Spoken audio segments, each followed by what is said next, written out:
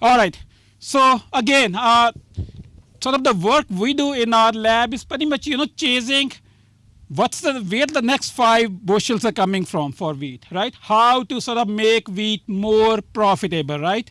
As an agronomist, generally the way I think is, what are we not thinking already, right? And I think I hate to say it, but as a researchers, I think sometimes we all work in a silo, right? I'm an agronomist, I do my thing. Eric Olson is a breeder, he's doing his own thing and so on, right? But you guys don't do that, right? I mean, you are managing the whole system together, right?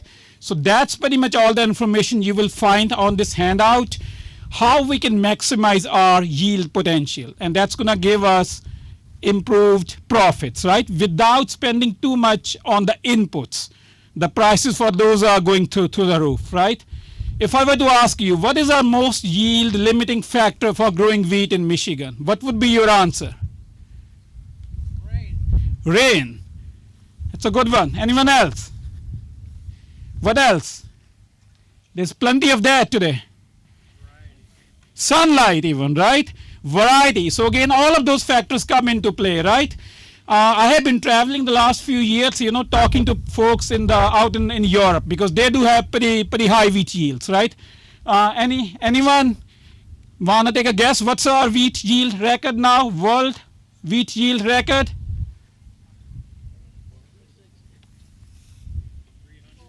300. Anyone else? 205. I think it's 257 out in UK. A couple of you who went with the yen tour last year got to meet that person over there, right? So they do have the weather to go that high, right? Rain is a big piece of it. Sunlight is even a bigger piece. Talking to a lot of people over there, researchers in high yield environments like Michigan, right? We are on the higher yield end, right? We are pushing 100 bushels as a state average. Intercepting enough light becomes one of our critical factor, that making sure that we have enough source, right? We are sort of developing this factory, right? All the wheat you can see, we are developing enough leaf area, enough biomass, and the critical piece is by the time it is flowering, we need enough of that factory set up to be able to push for those higher yield potentials, right? So how do we do that? And that's where our program focused pretty much on what we are doing at the time of planting to set that high yield potential up, right? What is the most critical factor in there in terms of our wheat management? I think we have been talking, and it probably has come up a few times already. What's the number one thing you want to do to maximize that light interception, maximize the canopy development early in the season? Planting date, right? I'm glad we all are on board.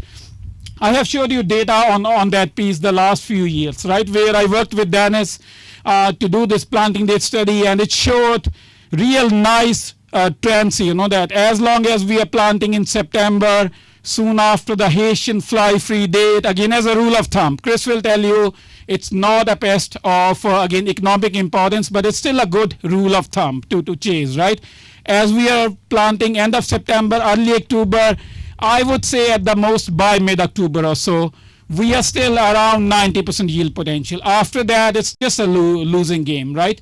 So whatever we can do to get that timely planting is critical, right? A lot of folks have soybeans ahead of that crop, right? So managing soybean becomes very critical. We have seen that year in, year out, right?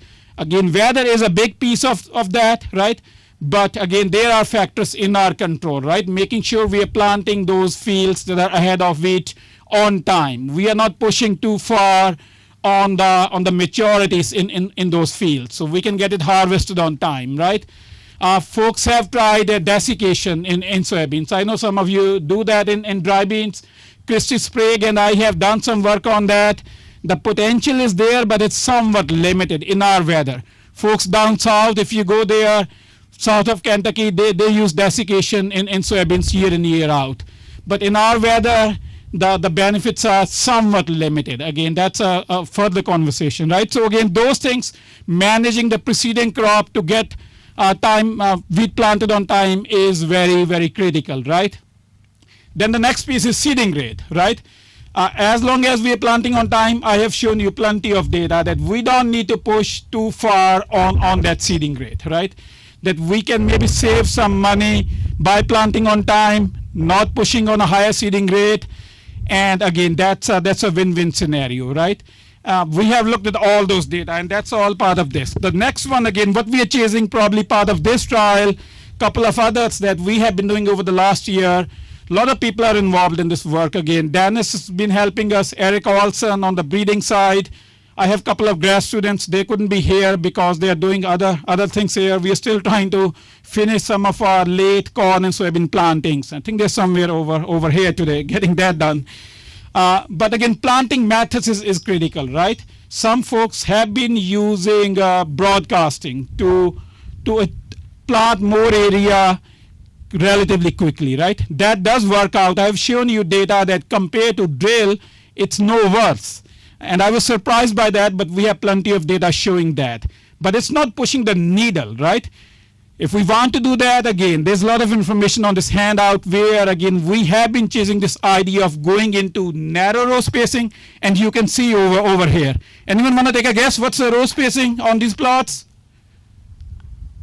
Anyone? Is it 7.5 or something different? 5.5. Someone is cheating. You probably already saw Christie's plots out there, right?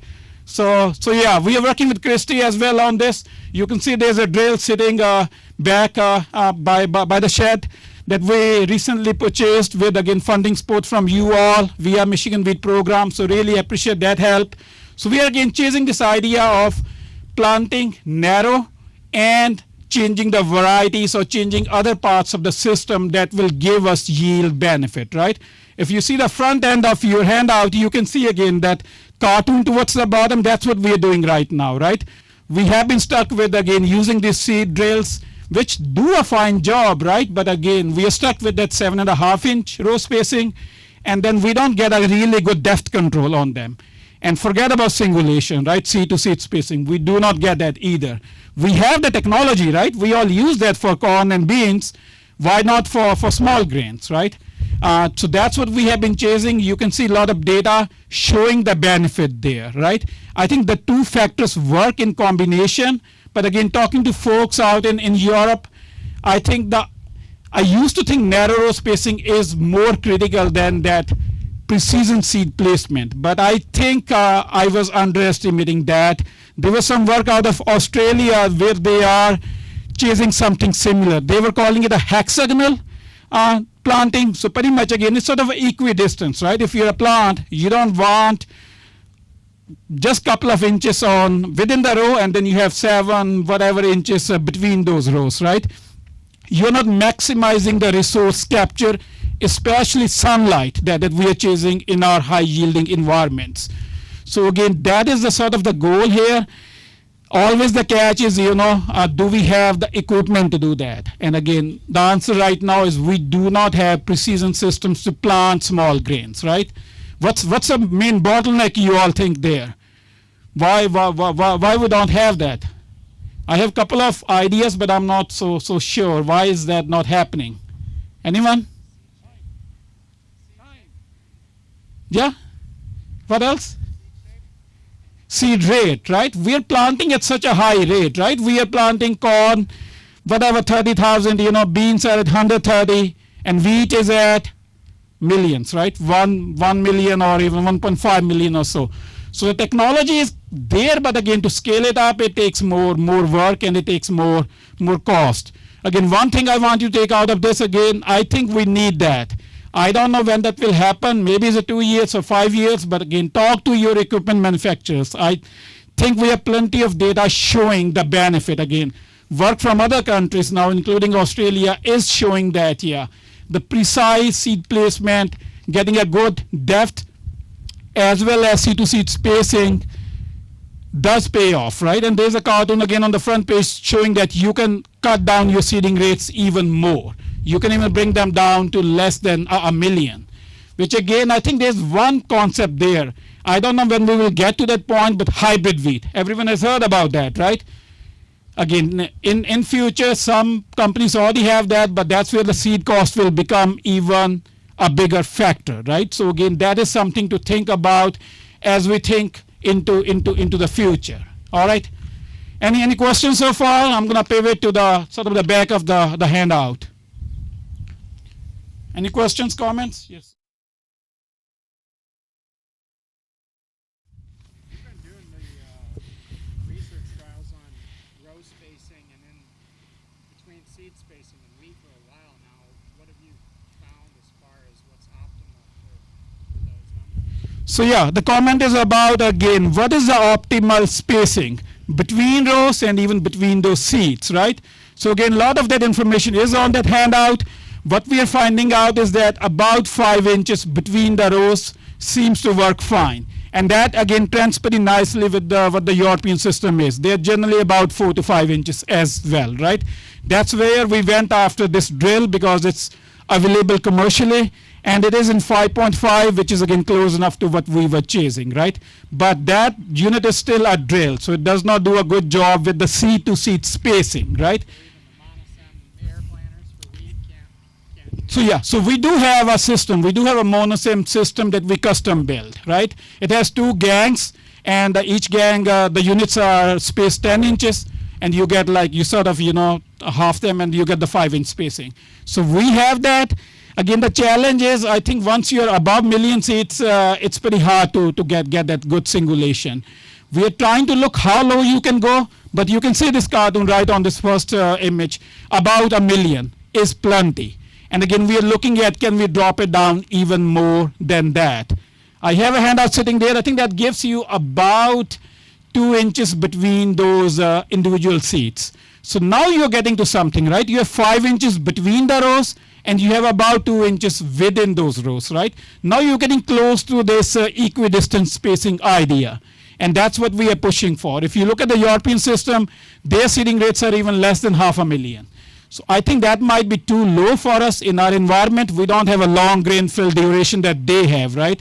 We need to keep enough number of heads, maximize number of kernels per unit area, to maximize our yield, because we don't get those really high kernel weights they are able to get with that really long grain fill duration, right? They're pushing up to 50 grams per 1,000 kernels, while we are stuck about 30 grams or so. But if instead of 30, we can implement this new system and get up to 35 or 40, that the math adds up pretty quickly, and you can get to 150 bushels pretty quickly on that. Yep. Anyone else? All right.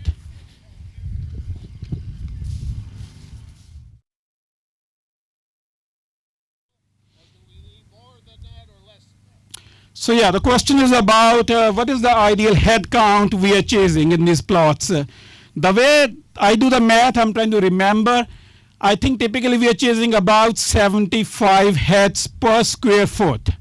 That's the number I go after.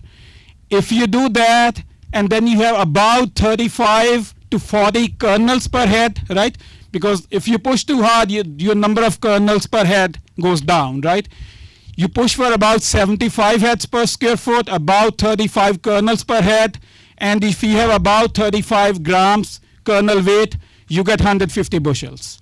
Anything above that, again, is a bonus, and you can go even higher. But I don't think we want to go too high on the number of heads per unit area, right? Because then there is too much what I call the sink, where all the carbohydrates needs to go, and that's why we don't get those high kernel weights. So you have to play the game, and the canopies we have right now in 7.5-inch spacing, non-ideal seeding depth, we just don't get that. Plant does not have the capacity to really go high on those 1,000 kernel weights. It's not an optimal system, so to speak.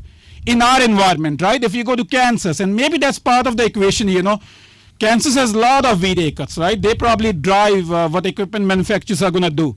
Their environment is okay. They can keep, I believe, planting 7.5 inches, little bit less optimized seeding depth. They can get away with that. But in our high yield environments, we are not optimizing our yield potentials if we stay in that system.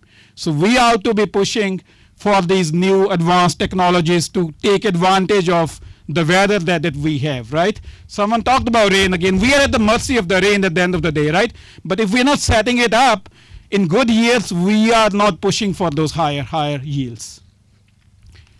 All right, let's look at the back of the handout now, right? That's where the breeding piece comes into play, right? I was telling you that, yeah, we chase systems level, right? So I don't want to be making it all about what I do in my program. So we work with Eric Olson. He's standing here somewhere. He'll be talking to you all later. This sort of the varietal canopy, right? And I can, again, we have talked about this before as well, right? When you select your wheat variety, you probably don't even have the data on what is my canopy looking like, right?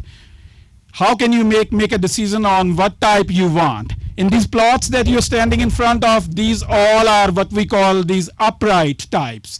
They have a very narrow tiller angle. So the concept is, and you can see that cartoon on the back of your second handout. I was pretty proud of, working on that. One of my students did that using simply ChatGPT or AI. You all hear about that. But I made him sit down and rework all of this the old school way, using a PowerPoint, right? Because that's how you engage. You think it through. And I think that concept works, right? We are pushing for narrow rows. The bottom of the canopies are going to get shaded in that system, right? That's where these varieties that have more of this upright architecture do benefit. You can see a couple of the names here. We have been working with MCIA WARF as an example. It does really good when we go into these narrow rows, into these really early planting conditions, what I call even higher yielding environments, right? And it's important to place the variety in the right environment, because again, you can see the data on the back of the handout. We did a couple of planting date studies to begin with, comparing these variety types, these erect types, with the more of these lateral, droopy, planophiles, whatever you want to call them. That's probably what you are all more used to, right? And hopefully Eric can give you the answer why is that, right? When we were putting these erect varieties under like late planting conditions, it did not do well. So as an example, if you have a field where the chances are that it's getting planted later in the season, right? Those beans don't come off, whatever, it's low lying, does not have a drainage, whatever the scenario is, do not put a variety that has this erect canopy type in those scenarios. It will crash. It will not yield well. We have plenty of data showing that. When you put the WARF, these erect types, under your first planted field, it does really good. We have plenty of data showing that. Add on this row spacing piece. I assume some of you have those systems. I think Hodge is pushing out a 10-inch row system, right? Avatar. And you can see again data here. I do not recommend going into 10-inch row spacing. We lose yield when we go into 10 inches from 7.5. Again, down in Kansas, probably even in I-states, that probably works. For us, it does not work. But to make it worse, if you have a 10-inch wheat and you put this erect variety in there, you lose. Because it's not able to close canopy, right? It's letting more sunlight simply hit the ground, and you're losing that yield potential, right? If that's making sense. If you're doing a double cropping system, right? We started a couple of projects on double cropping. That variety does not work, right? If we are pushing into even 15-inch wheat to make double crop work, right? Those erectophile, the upright types do not work. They do crash, right? So we want to make sure that we are placing the right varietal canopy in the right environments, right? High yielding environments, early planting, narrow row spacing, those erect types do equally good, and our goal is to keep pushing and make them even better than the other types, right? But at least for now, if you're planting late into the season, if you are in 10-inch or wider row spacings, do not put a erect upright type variety in that scenario, because you will lose yield in those conditions, right? And the last piece there is, again, I think some of you do intensive management, right? What is the most limiting factor you all think when you are pushing the field with that extra nitrogen, extra fungicide? What becomes limiting, you all think, in that scenario? Standability, right? That's a big one. I totally agree with that. What else? Why would that sort of, again, even lodge? Because the plant is maybe running out, right? Maybe the bottom of the plant, the lower canopy is now going to get shaded, right? Because you're not able to get the light towards the bottom, and you're gonna get probably more or less photosynthesis happening at that low position, and the plant is gonna maybe try to cannibalize, move some the sugars to the top of the canopy, and now you get lodging. You're not optimizing that system. I think Eric has some data on that, if I'm not mistaken. I have a hypothesis that in those scenarios, these upright types do work better because they're letting light penetrate through that canopy, right? And now you're able to push that even more. So again, those are a couple of ideas that we are chasing to again make sure that we are staying on the cutting edge of wheat production, how to gain you those extra 5, 10, 20 bushels, without putting too much money into that system, right? And that begins at the time of planting. Maybe I should stop here and see any questions, comments. Otherwise, I can keep talking for another half an hour, right? That won't do anybody any good. I have a comment if I can make a Sure. Manny, or a question down here earlier was head density and what should your target be. So we've done quite a bit of work with this, and we work with the growers that are in the Yield Enhancement Network, or the YEN, and what we're finding is the higher the head number, generally that's the higher yield. So I think he was asking per square foot or something down there, but an easy thing to measure is 1 foot of one row. So for those of you that are on 7.5-inch row spacing, which is the majority, our highest yielding growers, and they're yielding in that 160 to 180 bushels per acre, they have between 900 to 1,000 heads per meter squared. That is the equivalent of about 52 to 58 heads in 1 foot of one row. So if you used to measure out 1 foot of one row and count the heads, that's the target number for them. Now I suspect that for a 100 bushel yield, that number's probably down around 35 to 38. But if you're not tracking what your head density is, I would definitely encourage you. You can do it any time now. The heads are all out. Count the number of heads you got, because that will be a significant determinant of what your yield potential is. And if you've got a low head count number, that's something that you're going to want to try to manage for either through tillering or seeding rate. And and Manny's mentioned quite a bit of the work that we've been doing on that. So target, if you can get up to 45 to 50 heads per foot of row, that should be a target for you to try to get to. Pretty close to my number of about 80. Yeah, So, that'd be really right? close. Yeah, I think that's pretty close to the square foot area I was giving you. But that gives you a good estimate within a linear foot of row. And there's a couple of apps out there that count the heads. You saw me taking a picture out here. There's apps you take a picture 20 inches above the canopy, and it will count the heads for you and then to give you the density. So I got 787 heads per meter squared, which is up in that probably 45 or so per foot of row. Okay, so that's about what we have here. Comments, questions? What are we missing? Deer damage. Woohoo. Yeah. Are you getting that in wheat even? We are working on on the soybean side. That's becoming a real issue for us, right? Even in wheat. Okay. Have you done anything on deer damage? Not in wheat. Yeah, I haven't seen, I think, a whole lot, but I think it's becoming, any sort of animal damage is becoming a bigger issue for all of us. Deer prefer oats, so just plant an Yeah. oats trap crop. They'll Yeah. prefer the oats. That's a good point. Yeah, go with the trap crop if that's an issue. Other comments?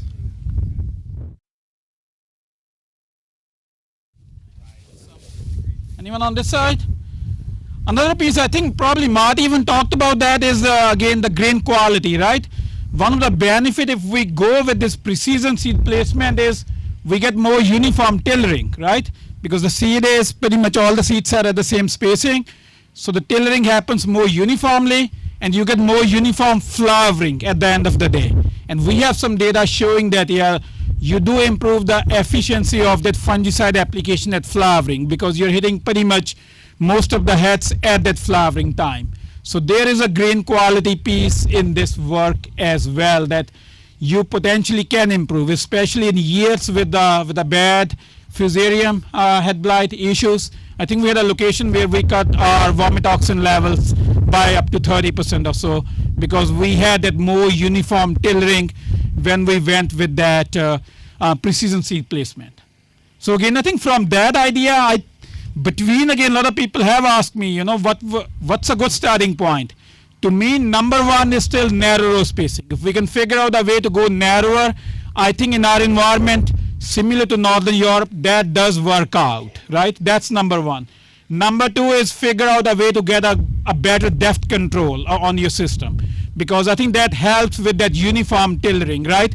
Push those higher tiller numbers that Dennis gives you as well, right? Because just having a tiller or a head doesn't mean it's going to be productive, right? If it's that late, little tiny one, only 5-10 kernels per head, the plant is wasting its energy developing that head and not optimizing the yield, right?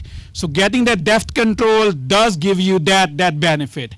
And if possible, again, don't push to those higher seeding rates, because that's where, again, the intra-plant competition within the row starts happening, right? If you're planting on time, push your seeding rates a little bit lower, 10%, 20%, put out a couple of strips out there and see how does that compare. I think that does help as well. And the last piece is if we can get singulation, if we can get that better seed to seed spacing, that's sort of out of our reach at this point. Again, monosim custom built systems, we are able to achieve that when we push to even down to like 500,000 seeding rate. But I would not recommend you guys doing that. I think that's still a research question that we need to figure out. So those are sort of I think how we push it, right?